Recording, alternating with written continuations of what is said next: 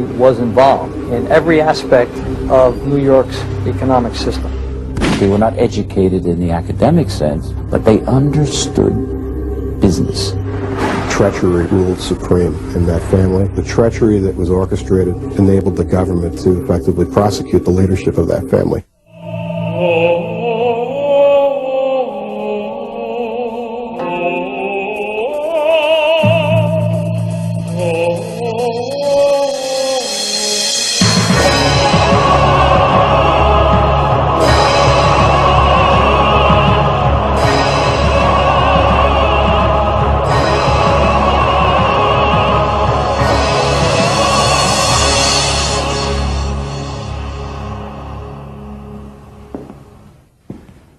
Not long ago, the question of whether the Mafia existed at all was a valid topic of debate.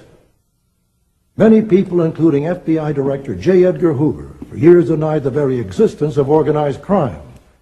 And for years, the country's top racketeers were able to elude the justice system. With the exception of post-communist Russia, the U.S. has long led the world with the most pervasive organized criminal presence anywhere. And while the mob flourished under Hoover's hands-off policy, recent decades have seen significant inroads by law enforcement. Some say the Mafia has now come full circle, returning to its roots as a loose association of disparate street gangs. None illustrates this reversal of fortune better than the Lucchese crime family of New York. Named after the second boss of the family, this organized crime dynasty traces its origins back to the streets of New York City early in the 20th century. New York was a port of entry for most of America's European immigrants. It became the breeding ground for some of organized crime's most notorious members. Al Capone, Lucky Luciano, Meyer Lansky, all came from immigrant families who settled in the Five Points area, a crowded ghetto with a long history of Irish, Jewish, and Italian gang activity. It was here that a diverse bunch of these ethnic gangs coalesced in the early 1930s. 5 large criminal groups or families emerged as a central core of a vast nationwide crime syndicate we generally refer to as the mob. The top gangsters of the Prohibition era also formed a commission consisting of the heads of the 5 families and a few others, and it is here in New York where the commission members still meet in secret, still discuss business, still order hits, and still control the rackets that have made these Mafia bosses filthy rich. The term crime family refers to the distinct Mafia organizations numbering anywhere from just over 100 to several hundred official members. They have a specific hierarchy, with a boss at the top and soldiers at the bottom.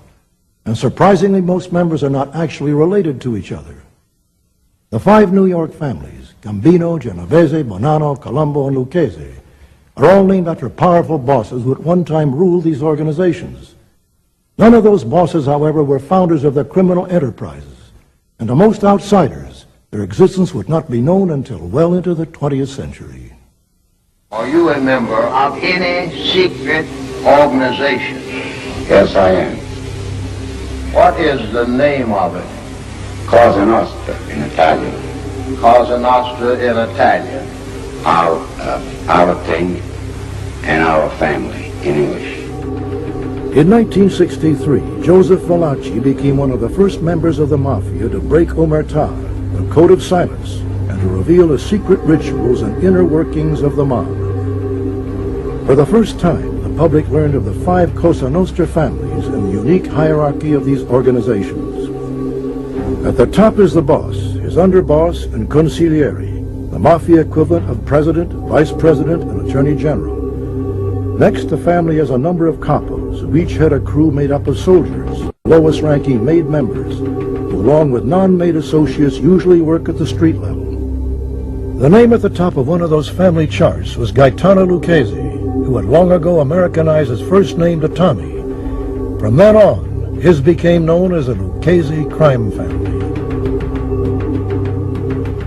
The gangster organization that would later bear his name was already evolving when young Gaetano Lucchese first arrived in America with his parents in 1905. The Luccheses, who had come from Palermo, Sicily, were among hundreds of thousands of immigrants who came to this country in search of a better life. Instead of streets paved with gold, however, many found themselves on the fringes of society, performing back-breaking work for meager wages. What they saw of America was that their fathers, if they were lucky, could get a construction job and work 12 hours a day, 6 days a week, and die early for 5 cents an hour.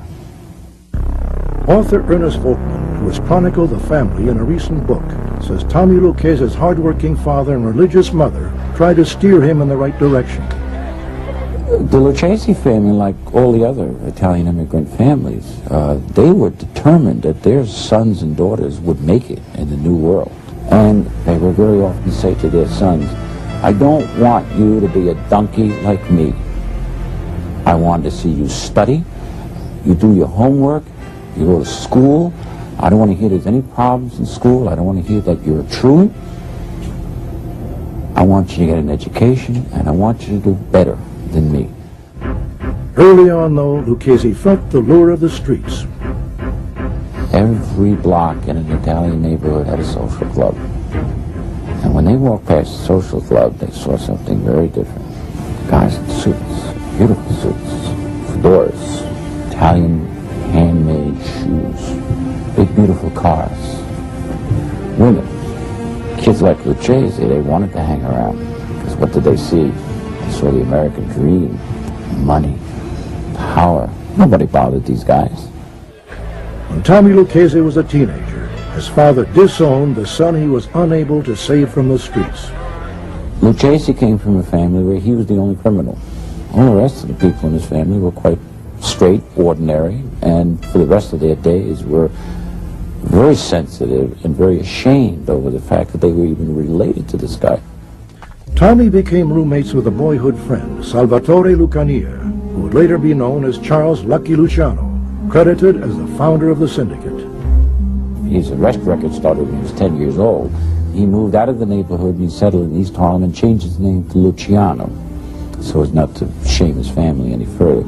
Along with Lucky Luciano, Tommy Lucchese's rise in the underworld came quickly. He developed a reputation as being a stone-cold killer. By the end of World War I, he was working as Luciano's bodyguard and favorite hitman.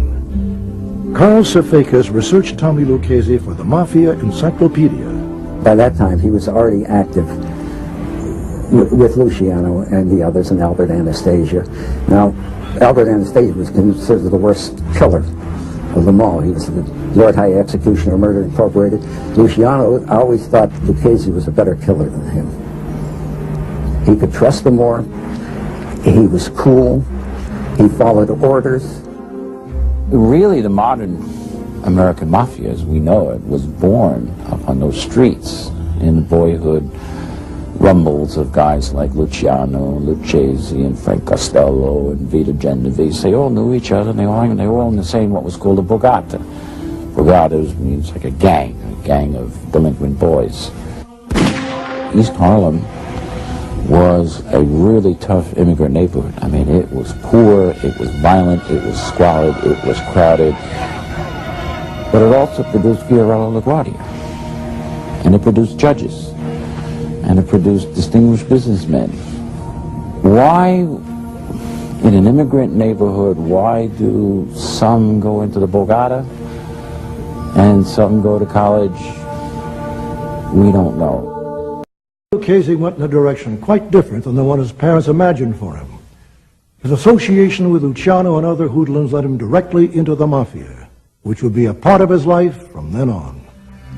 Lucchese, Luciano, and many of their friends eventually became members of the large gang run by Joe the Boss Masseria, a Sicilian who operated out of the Italian neighborhood of East Harlem. Bootlegging was their main source of illegal profit, made possible by the national ban on the sale of alcohol. While supporters of Prohibition had hoped it would cure America's social problems, in reality, it provided gangsters with the opportunity of a lifetime. Lucky Luciano and his criminal associates worked out an elaborate system to import and distribute alcohol all over the United States. Meyer Lansky masterminded the finances. Tommy Lucchese organized the transportation system. Frank Costello handled the bribery of law enforcement and politicians. These were guys who were innovative thinkers. They were smart, they were shrewd, they were not educated in the academic sense, but they understood business. They understood markets. They had all the requisite talents to become great businessmen. But for reasons that we don't quite yet understand, they went in another direction. By the mid-30s, the business of bootlegging had become highly competitive and dangerous, with violent turf wars breaking out all over America. In New York, Joe the Boss found his supremacy threatened by a new Sicilian arrival, the power-hungry Salvatore Maranzano. Maranzano came over and he tried to purify the mobs that would be all coming from one part of Sicily, and they would knock off everybody else and control everything. Maranzano trusted only Sicilians from the same hometown as his, Castellammare del Golfo, and the feud between Masseria and Maranzano became known as the Castellammarese War. As the war escalated, younger Americanized Italians and their Jewish gangster partners plotted to rid themselves of what they called the old mustache Petes, whose rivalry they viewed as an obstacle to true wealth. Mario Lansky summed it up best. He said, look, Chevrolet salesmen don't shoot Ford salesmen, do they? He had made his point.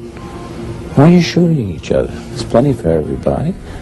An ambitious and cunning Lucky Luciano pretended to defect to the Maranzano camp. He then lured his old boss, Masseria, to a Coney Island restaurant where Masseria was executed, reportedly by Vito Genovese, Joe Adonis, Alfred Anastasia, and Bugsy Siegel. Maranzano claimed victory and called a meeting of all the Italian gangsters, proclaiming himself boss of bosses. He then divided up the business amongst those most loyal to him. This was the beginning of the Mafia crime families as we know them today. Maranzano formed 5 specific organizations, okay, and he set them up along the lines of a Roman legion. He didn't call them families. They were set up just like Roman legions. And they were to control strictly the crime within their very specific organized territories. But there were those who found fault with the new system. Luciano and Genovese were under him, but they saw that he was opposed to working with the Jewish mobsters, and if you were in bootleg at the time, you had to be involved with the Jewish gangsters like the Purple Gang that dominated bringing over liquor through Detroit. Meanwhile, Maranzano knew he'd have to get rid of the fast-rising Luciano. But Luciano had sent over Tom Galliano and Tommy Lucchese as spies in the Maranzano camp. Maranzano was no fool. He knew he had to get rid of Luciano and the whole bunch, and Costello and the others. He had it. So he was planning to kill them all. However, the 2 spies that he trusted very much was Gagliano and Lucchese. Lucchese warned Luciano of the plot. The Luciano loyalists then counterplotted and sent Lucchese to Maranzano's office on the pretense of having urgent business to discuss. Within moments, 4 Jewish gangsters posing as treasury agents burst into the office and lined Maranzano's men up against the wall. Lucchese fingered the victim, and the assassins carried out the hit on Maranzano. Lucchese ran out, and when the police came, there was nobody there except a dead man. And that cleared the way for the American Mafia to be established. Great criminal vision. Luciano, together with his Jewish mobster partner Meyer Lansky, established a national syndicate of organized crime and a commission to act as governing body. In New York, the 5 families set up by Maranzano were reorganized, and Tom Galliano was given leadership of one of them, with Tommy Lucchese as underboss. After Galliano died from natural causes, Lucchese took command and led the family to its most prosperous and peaceful era. Though his main occupation was mob boss, Lucchese kept a low profile and maintained a front in the garment business to camouflage his criminal activity. His loan-sharking enterprise gave him ownership in several legitimate businesses. He lent huge amounts of money to garment manufacturers, desperate to meet commitments to their buyers. When the owners couldn't repay the loan, Lucchese settled for a piece of the business. To the outside world, he was a very successful dressmaker. He controlled one of the big dress companies there, and at the same time shook down all the others. They were taking like 30, 40 grand a year for you to stay in business. The real money, of course, was in the rackets Lucchese had come to learn so well. Along with loan sharking, the Lucchese family ran another traditional big money maker, gambling. It was a time-honored business for gangsters, Italian, Jewish, or other. But Bugsy Siegel would walk down the street, and what first attracted him was gambling. There were gambling games out on the street, crap games. People rolling dice up against a brick wall. And he'd look down and be piles of money laying around, people betting money. They can set up dice rooms, and it may not sound like much, but when you have 6 dice rooms going 24 hours a day with high rollers, you're taking in thousands and thousands of dollars an hour. The mob didn't always agree on business. One of the rackets that caused the greatest dissent was heroin dealing. Tommy Lucchese opposed drug trafficking as it left the family too exposed to scrutiny on the streets. Others, unable to ignore the enormous profits, embraced it. All took their share of the profits from the illegal trade. Lucchese got his cut, you know. He kept away from it, but he expected his cut. By the 1930s, the mob was looking for new industries to corrupt. Their most profitable enterprise, bootlegging, dried up with the repeal of Prohibition. Partnering again with Jewish gangsters, Lucchese found a new source of revenue in New York's multi-million-dollar kosher chicken industry. He gained control of one of the key unions, set prices, and made sure the mob got a piece of the profits. He repeated this highly successful formula in other industries. At another point, they took control of a union which represented candy workers, people who manufacture candy. And as a result, the price of candy went up rather sharply. So millions of American children were paying a small Mafia tax every time they bought a little bar of candy.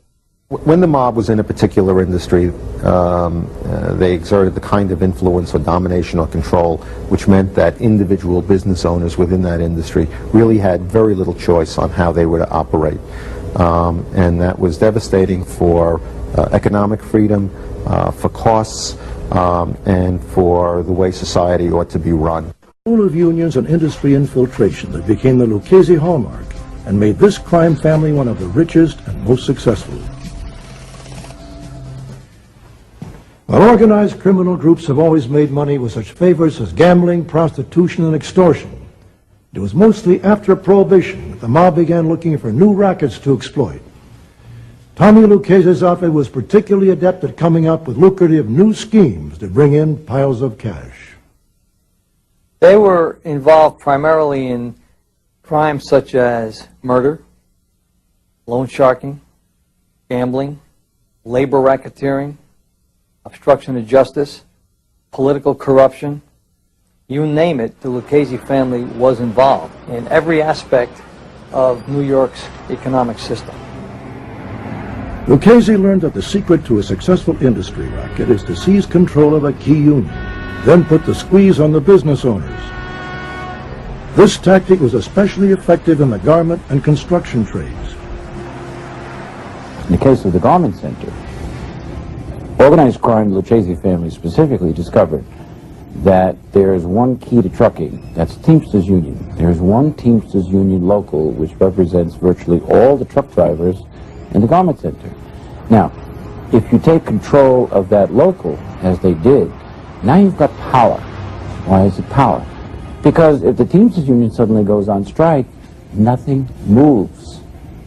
The same was true in construction. As an assistant U.S. attorney, Michael Chertoff learned how the mob operated.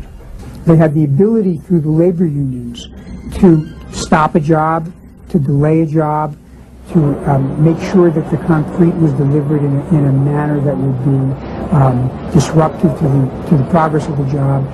And they knew that by creating these kinds of problems, they could cost the companies millions of dollars. Now, we're talking here about hundreds of millions of dollars.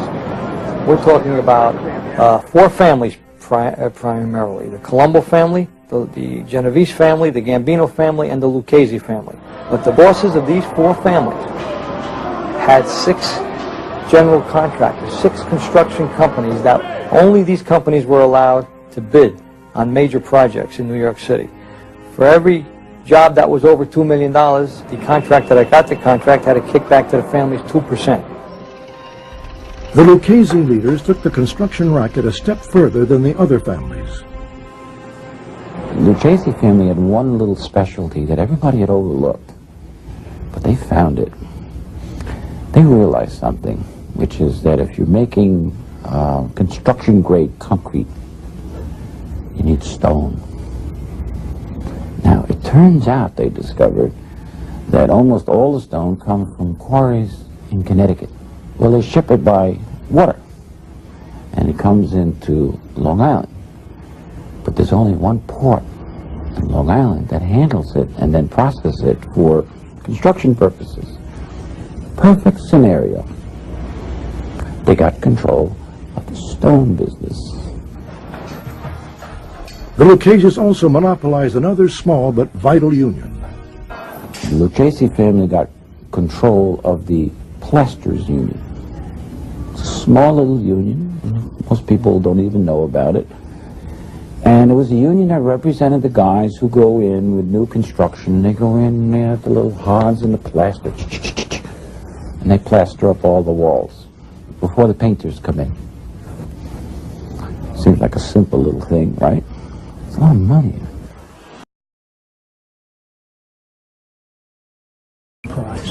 Dominating construction, in effect imposed a tax on every resident of the city of New York, certainly in Manhattan, because there were millions of dollars in excess costs that were built into construction that were designed to produce money to be paid to mobsters. And so every single tenant, every single condo owner, everybody who lived in Manhattan was paying something that was eventually making its way to the mob. The Luccheses lent new meaning to the old saying, one man's trash is another man's treasure. They gained control of the carting industry and hauled in millions. The World Trade Center at one point, their garbage bill was $1.1 million a year. That's a lot of garbage, but not $1 million worth of garbage. What could the World Trade Center do? They found out there was only one garbage hauler which would pick up their garbage. After World War II, Tommy Lucchese infiltrated the garbage hauling industry in the suburbs. The carting industry on Long Island was an interesting industry. There was a trade association made up of the owners of the businesses. There was the union, which was controlled by the Gambino crime family, and then there were dump sites that were controlled by a variety of other individuals and entities. The Lucchese crime family was able to monopolize the industry and not just influence it, not just dominate it, but control it. The Lucchese family also used the unions to profit from everything going in and out of New York's Kennedy Airport. JFK Airport, if you look at the airport, it's very easily to see at the cargo aspect of it, tremendous amount of freight going through the airport. And the obvious priority for this freight is to be delivered in a timely fashion. How it gets delivered is by union carrier. So it just follows suit that the LCN saw a wonderful opportunity by controlling the local union. Some business owners rebelled against the mob, but found themselves fighting a dangerous battle. There was always the threat of violence. You know, we had tapes where mobsters would sit with contractors and tell them stories about people who had disappeared or people who had gotten beaten. And all this was designed to send a message that it could happen to you. So let me get this straight. You guys want me to go with your carting company, even though it'll cost me 3 times as much as I was paying at my old location? That would be the smart thing to do. What if I say no? What if I don't want to use you guys? You can't force it. Hey, it's a free country, pal. We ain't gonna make you do nothing you don't want to do. That's right. This is a business decision that you gotta make. You familiar with Alden Supply Company? Yeah, they're across the street. That's right, Ken Strauss, the owner. What's he been missing for about a month now? One day he just didn't come home from work. The problem was that Kenny made some bad business decisions. They divvied up private businesses such as the carting business or concrete business for themselves. They ran their businesses contrary to the American way. They ran it their way. They enforced their control of the businesses and industries of Florida. For over 3 decades, Tommy Lucchese ran his criminal empire to great success without getting knocked off or imprisoned. He also successfully kept his personal family well insulated from his Mafia family. He died of natural causes, and after his death, his surviving relatives actually changed the spelling on his tombstone to keep outsiders away. Before he died, Lucchese had one last bit of underworld business to tend to, picking a successor to run the organization. His choice, with approval by the commission, was a protege from the old neighborhood in East Harlem, Anthony Corallo. Even more than his predecessor and mentor, Anthony Corallo's background was pure hoodlum, as former prosecutor Ronald Goldstock learned. Corallo was an individual who came up through the family, through violence. People understood that. People were afraid of him.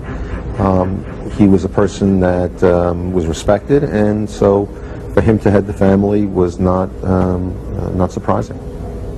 There was only one thing standing in the way of a smooth transition of power. Corallo was heading to a prison sentence on a bribery conviction, an unusual event for the mobster nicknamed Tony Ducks for his ability to duck the law. Corallo was a person who believed in murder as a means of accomplishing their ends. He was an individual who grew up understanding what power meant and physical violence could do, and he practiced that from the time that he began criminal activities through his years as a labor racketeer into controlling the family. Corallo began his Mafia career in the Lucchese family stronghold, the Garment District. By the 1950s, he was one of the biggest labor racketeers in the country. He and an associate allegedly put into power the most infamous union boss of all time, James Hoffa. It is a complex area, and a lot of traditional organized crime groups really didn't know how to exploit it. Tony Ducks Corallo, Johnny Diaguardi did. Johnny Dio was the individual who created the paper locals in the Teamsters Union, which enabled Jimmy Hoffa to become the president. Tony Ducks Corallo played a menacing role within the area of labor racketeering. Former FBI agent Jules Bonavolante was also familiar with Corallo. I think if you go back to the McClellan hearings years ago, Senator McClellan himself said that Tony Ducks Corallo was one of the worst racketeers he'd ever seen. In fact, he said that either he or Robert Kennedy stated that Corallo had helped Jimmy Hoffa gain control of the union in New York. The authorities were unable to prove Corallo's role in labor corruption. Instead, when he was convicted in the 60s, it was for bribery. The brief jail sentence only delayed Corallo's appointment as boss. The commission named an interim head, Carmine Tramunti, to run the family while Corallo served his time. After 23 months, Tony Ducks was out, assuming his position at the top of the Lucchese crime family. Under Corallo's reign as boss, the Lucchese family expanded operations in New York's Long Island. Corallo continued the family takeover of the suburban construction and garbage hauling industries, and appointed Sal Avellino as the family's point person in sanitation. Well, Avellino's family had been in the Lucchese crime family. His father had been a soldier in the family. His father had interest in the carting industry. He took them over, and he was an extraordinarily good businessman. It was easy for him, I suppose, because he operated on the wrong side of the law, but he knew how to conduct his businesses, how to conduct the unions, how to conduct the trade association in a way in which would guarantee the mob the greatest amount of money. With big earners such as Avellino under his command, Corralo was proving to be a worthy successor as boss of the Lucchese family. For a while, there seemed to be no end to the river of cash. Tony Dux and his associates were already in the sights of the law, however. After the eye-opening testimony of Joseph Valachi, war on the Mafia became a top priority for law enforcement. And yet guys at the top like Corralo felt no fear. The authorities were learning that traditional methods of fighting crime had no long-lasting impact on the mob. For decades, gangsters operated with virtual impunity. On a local level, law enforcement was corrupt from top to bottom. At the national level, a limited war was fought by the Federal Bureau of Narcotics, while the FBI, under the rule of J. Edgar Hoover, officially said there was no mob. For a long time, until he was embarrassed into admitting the existence of organized crime, Mr. Hoover refused to admit even the existence of organized crime.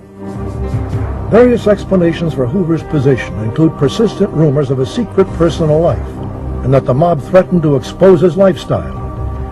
For sure, Hoover was more interested in wars he could win for the benefit of the media.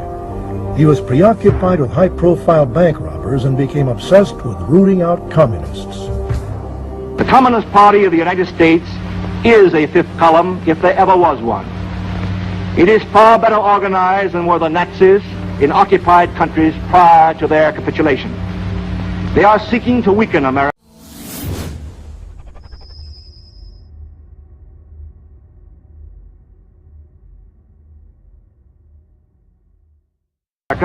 Just as they did in their era of obstruction when they were aligned with the Nazis. Their goal is charging a person with being a member of a mafia family was unheard of because of the difficulty the government would have in trying to prove that. They didn't have the inside witnesses. They didn't have the tape recordings of discussions between members of the mafia who would recite the names of the families or the leadership, who they might be, or the positions held by this guy and that guy. That came later. Hard jail time was the furthest thing from the minds of the wise guys. But that too was about to change. After years of operating independently, local, state, and federal law enforcement agencies began cooperating. Ronald Goldstock headed the New York State Organized Crime Task Force in the 80s. For a period of time, law enforcement had been fighting a war of attrition. Individuals were arrested and indicted for specific crimes. They may be put in prison. Generally, they were out after a relatively short period of time. The FBI found it a frustrating experience. We would find a witness. We would develop evidence about the crime. We would arrest the extortionists, and we put them in jail. No matter how many we arrested, as we like to say, there was always 100 in line to take their place. One thing law enforcement knew was that often mob-related murders occurred with no witnesses, or with witnesses who were themselves mobsters and not likely to speak to the authorities. When a member of a gang was killed, it usually sent a message to the others to keep quiet.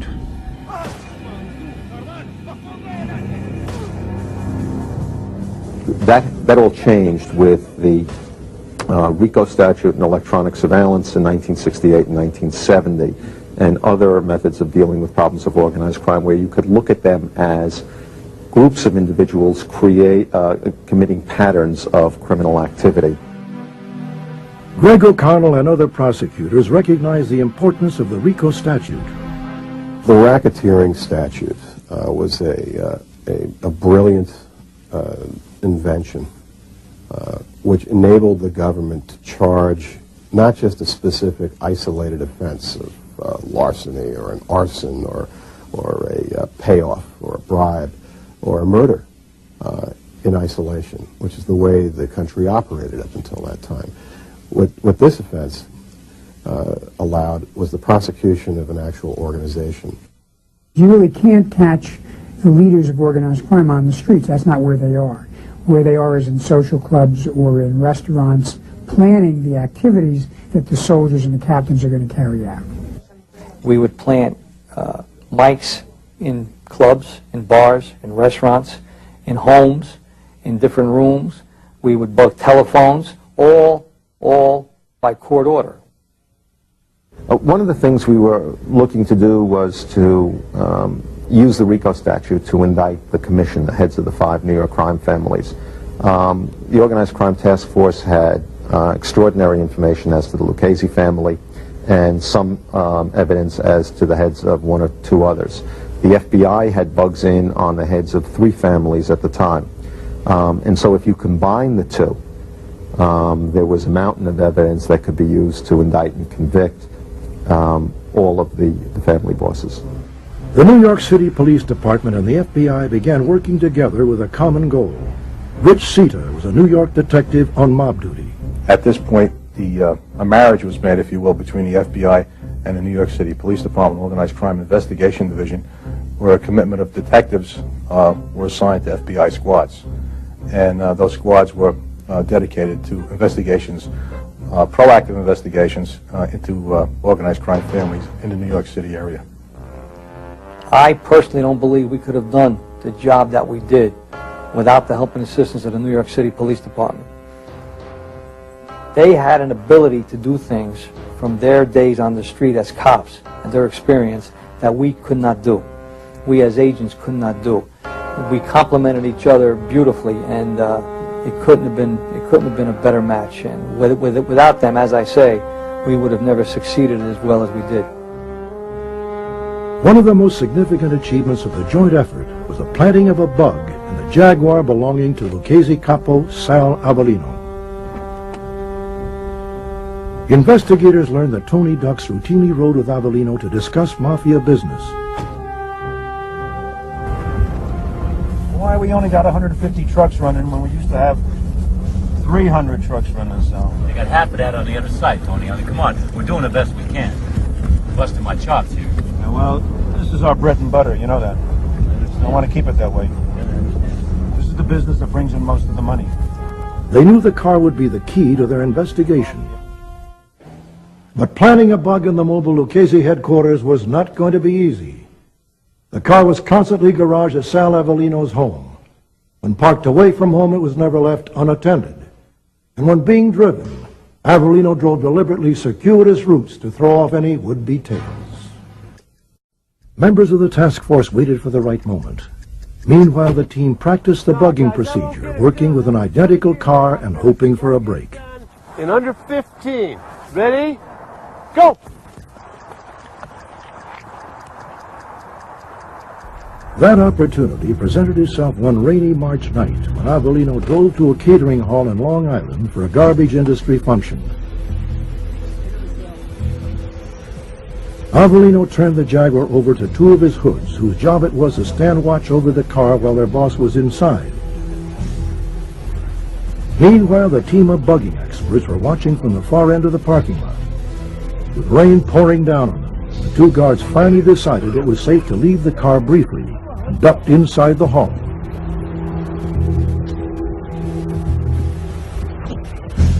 That's when the task force men made their move. They scaled the fence and dashed towards Avellino's car. In one motion, they opened the door and went to work on the dashboard, while one of the team kept watch with a walkie-talkie in back in case anyone approached the car. Within minutes, they had planted the bug. And just as quickly as they got in, the team exited the car and closed the doors, being careful not to leave any telltale drops of water inside. When Avellino left the catering hall later, his 2 bodyguards helped him into the car, none of them suspecting even remotely that the Jaguar had been tampered with. The bug immediately began yielding some of the most useful surveillance audio ever. Investigators knew that the majority of mob bosses did not pass on the business to their own sons, most preferring to keep their real family separate from their Mafia family. They also knew the commission officially forbade heroin dealing. The bosses felt that stiff drug sentences would tempt those arrested to turn and testify against the Mafia. Conversations recorded in the JAG confirmed those findings. Here, Tony Ducks and Avellino can be heard discussing the merits of inducting their sons into the Mafia. Andy Russo just made his eldest son, the eldest one. Wait. I guess on the last, recently, I don't know when, I mean, you know, in the last year. Yeah. He made his 2 sons. So you make your kid? No, not now. I mean, not my thinking right now is no. Might change 5 years from now, 10 years from now, but right now my thinking is no. You were talking about that the other day with Tom. I didn't know which vehicle. And their feeling is that if this life was good enough for them, why isn't it good enough for their son? Who said that? Well, they got to be feeling that way. They got to think that way. Who? Tom said that? No. Tom said he would never, if he had a son, he would never say, Tom feels like you feel. Tom says, no, I would never make my son. Right? As long as you live it. What happens if your kid knows all these types of people? This scum, and you get to your kid like he's in the union and stuff, and he knows all these people, what would you do? Like he gets involved here, he gets involved there. No, they're not crooked, you know? What happens if some of these fucking shit eaters think they got, that they figure they got something coming? Or they're going to annoy him, or they you know, there's that type of people. You know? I'm just talking out loud. And here, Corralo was blunt about what to do with Mafia members found selling heroin.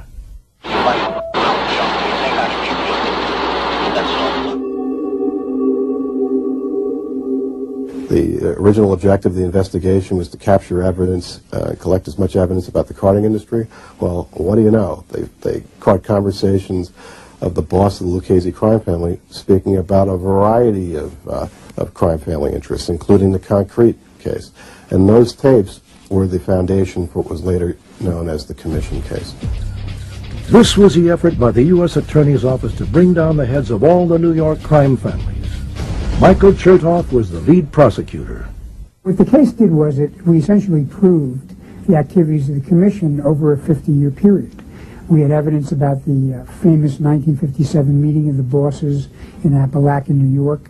We had evidence of other Commission meetings, and we actually demonstrated members of the Commission engaged in dividing up the proceeds of extortion in the construction industry in the city of Manhattan. Bosses and their lieutenants sitting down and talking about how to cut up the money that they were receiving from concrete companies that were paying off on every contract that they engaged in Manhattan.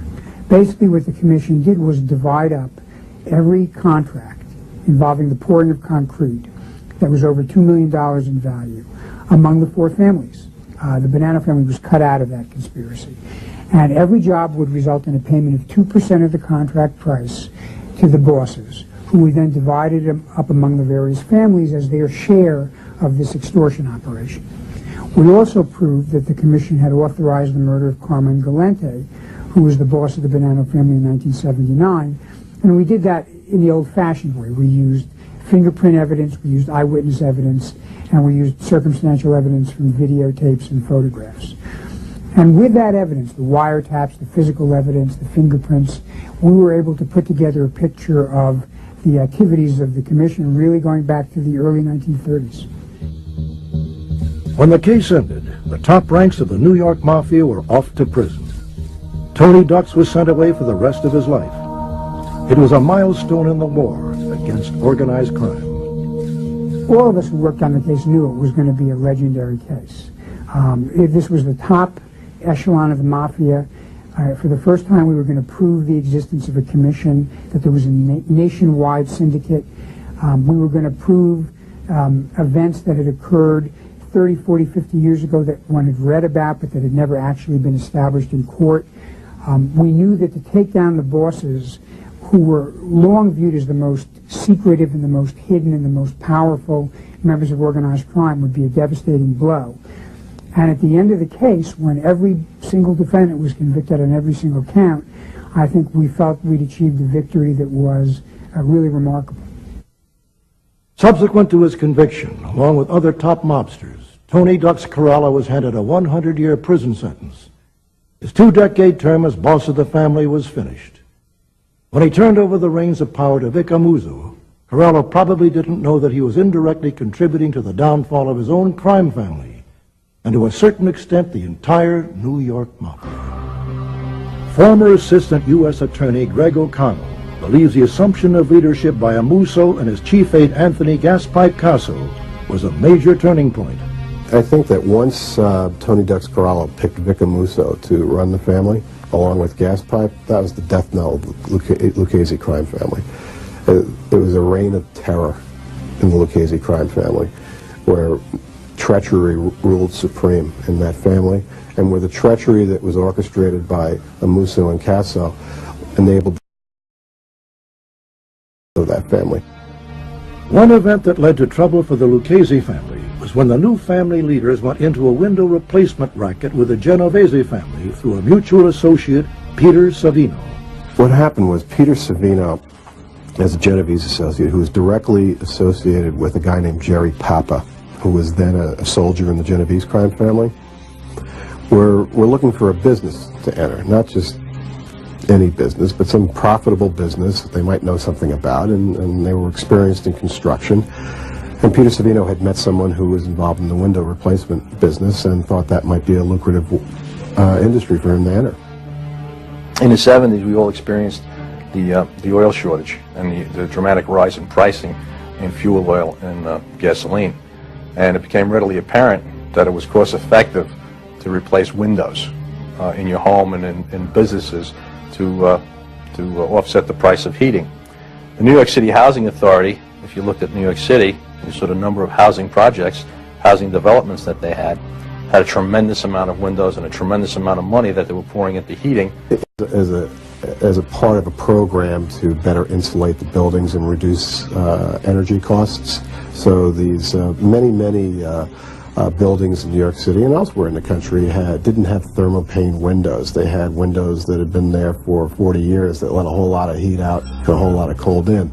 It didn't take the LCN very long to figure out an angle, and the angle was to have selective installers bid rig, get the bid, and then assess them a price of $2 per window for labor piece. If you multiplied the number of housing developments by the number of windows in place that have been replaced, you can see the significance of this windows case. While Vic Amuso and Tony Casso waited for profits to pour in from the window racket, the law began to catch up with them. A murder investigation led authorities to victims buried under Peter Savino's factory. Upon digging up those bodies, as we were standing there watching this evidence come to us, we realized that we had what we needed to roll and to confront and roll yet another very influential and knowledgeable person in the Genovese family, and that was Peter Savino. And he ran around for 18 months, wired up in a secret undercover investigation against numerous members and captains and underboss and consiglieres of various crime families, until finally we pulled the plug. The windows case was successfully prosecuted through a cooperating witness, Peter Savino. He had the inside knowledge, if you will, of the machinations that occurred that allowed this case to proceed. How the bids were rigged, how the payments were extorted and distributed. When we indicted the windows case, Vic Amuso and Anthony Gaspipe Casso, who were then the boss and underboss, the two highest ranking members of the Lucchese crime family, fled. And while they were on the lam, they began a series of contracts on their own leadership, which we later prosecuted Vic Amuso for and Gaspipe Casso. They knocked off captains who they thought might be treacherous. They labeled them as rats and ordered their own soldiers to kill their own. And it happened half a dozen times. The murderous actions of Gaspipe Casso led authorities to believe he was either insane or just plain stupid. Stupid to a degree that is almost breathtaking. It is almost inconceivable that in an organization originally founded by a guy who was so low-key, you would never guess this man was a mafia leader, to be replaced ultimately by a psychopath. Amuso and Caso became increasingly paranoid. They even turned on their own chief executioner, Peter Chiodo, when he failed to carry out a hit. After an attempt was made on his life, Chiodo flipped and became a witness. So did acting underboss, Little Al D'Arco. In 1993, D'Arco walked into the FBI's office in White Plains, New York, after being falsely labeled a rat. It was an event law enforcement was waiting for in their ongoing war against one of the world's most successful criminal dynasties ever. This is it. Let's hear it. Okay.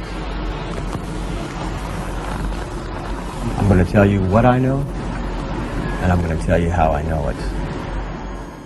For the Lucchese family, the curtain was closing.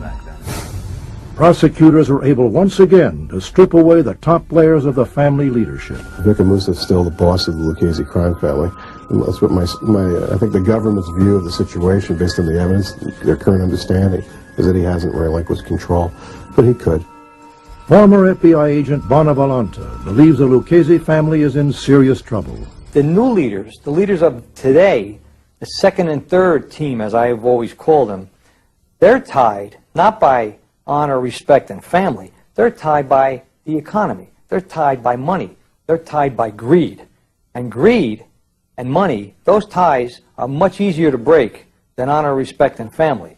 So what we're finding is a much less competent mafia leader today, La Cosa Nostra leader today, than we had in the 70s and 80s. You know, you ever see those charts? And, you know, the original Neanderthal or the Lucy, wherever it is, the earliest man, they look sort of ape-like. But as the time goes on, they get smarter, their brain cases get bigger, and now they're erect Homo sapiens in business suits. It's the opposite way here. Turn it around.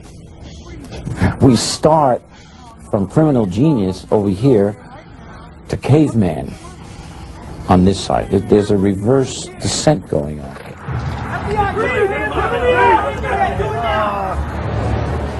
One of the most distinguishing, albeit regrettable, characteristics of the 20th century in America has been the proliferation of organized crime. From the Tommy gun-wielding gangsters of the Roaring '20s to the all-powerful dons of the Godfather era, to the silent and insidious control the Mafia had over everyday life in the 60s and 70s. In just the last decade and a half, though, law enforcement has finally been able to make some real headway in their ongoing battle. Though Thomas Dewey promised to rid the country of the mob, and Robert Kennedy made the same promise decades later, it has only been in recent years that new laws and new approaches to fighting organized crime have started to pay off. Federal, state, and local police have finally figured out how to work together effectively. Legislators have at last given prosecutors laws with teeth.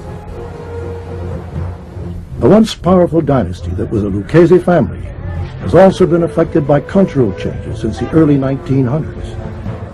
Old world traditions transplanted in the land of opportunity provided just the fertile conditions needed to produce such criminal masterminds as Lucky Luciano, Meyer Lansky, and Gaetano Lucchese. Later replacements for the founders of the National Crime Syndicate seem to have taken a Darwinian step backward. You know, the leaders all went to jail for 100 years. They were replaced by people who were somewhat less experienced, somewhat less tested. And then in all the subsequent cases that were made, that group of leaders was taken out and sent to jail.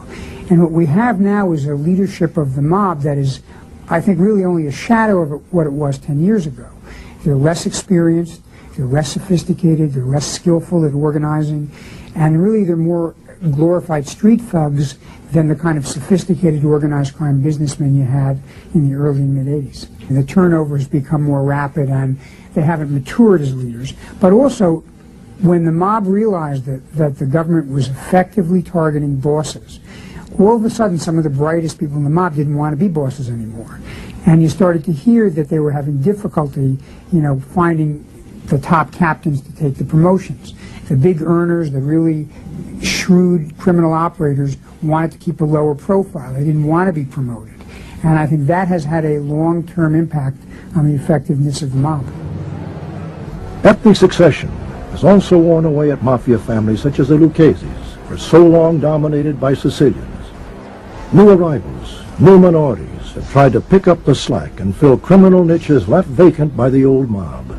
If people think the battle is over, if they walk away from the constant need to fight organized crime, then in 10 years or 20 years, organized crime will come back. Though many have proclaimed the death of the old mob, especially the dynasty once ruled by Tommy Lucchese, law enforcement officers caution that the mafia is down but not out. They remind us of the amazing power of criminal enterprises to regenerate. And while the Lucchese and other crime families may never regain the power of decades past, they continue to operate in the shadows.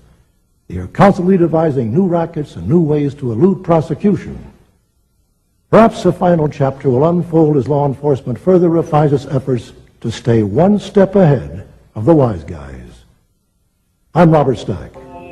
Thanks for joining.